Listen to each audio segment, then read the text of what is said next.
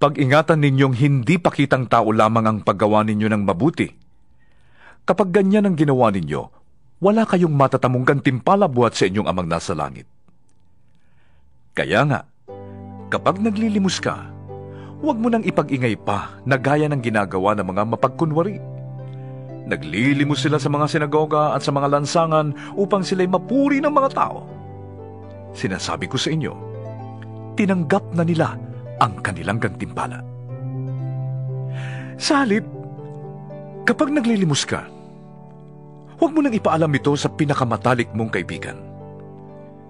Gawin mo ng lihim ang iyong paglilimos, at ang iyong amang nakakakita ng kabutihang ginagawa mo ng lihim, ang siyang magbibigay ng gantimpala sa iyo. Kapag nananalangin kayo, huwag kayong tumulad sa mga mapagkunwari.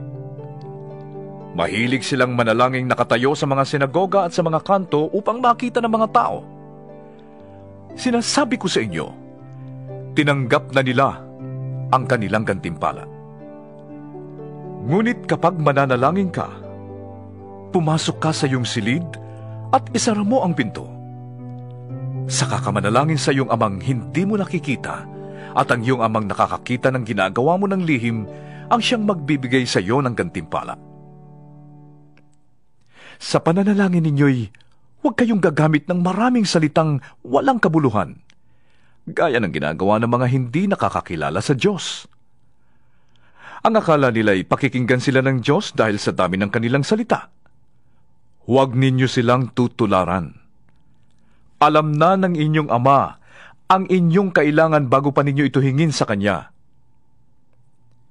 Ganito kayo mananalangin: Ama naming nasa langit, sambahin nawa ang pangalan mo. Naway maghari ka sa amin.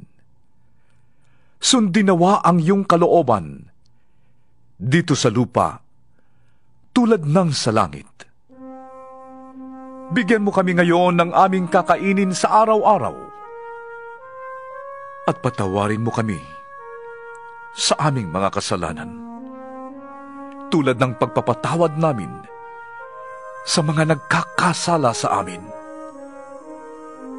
At huwag mo kaming hayaang matukso, kundi iligtas mo kami sa masama. Sapagkat kung pinapatawad ninyo ang mga nagkakasala sa inyo, patatawarin din kayo ng inyong Amang nasa langit. Ngunit kung hindi ninyo pinapatawad ang mga nagkakasala sa inyo, hindi rin kayo patatawarin ng inyong Ama. Kapag kayo'y nag-aayuno, huwag kayong magmukhang malungkot na tulad ng mga mapagkunwari. Hindi sila nag-aayos upang malaman ng mga tao na sila'y nag-aayuno. Sinasabi ko sa inyo, tinanggap na nila ang kanilang gantimpala. Sa halip, kapag ikaw ay nag-aayuno, maghilamos ka at mag-ayos ng buhok, upang huwag mapansin ng mga tao na ikaw ay nag-aayuno. Ang iyong Amang hindi mo nakikita, ang tanging makakaalam nito. Siya na nakakakita ng ginagawa mo ng lihim, ang siyang magbibigay ng gantimpala sa iyo.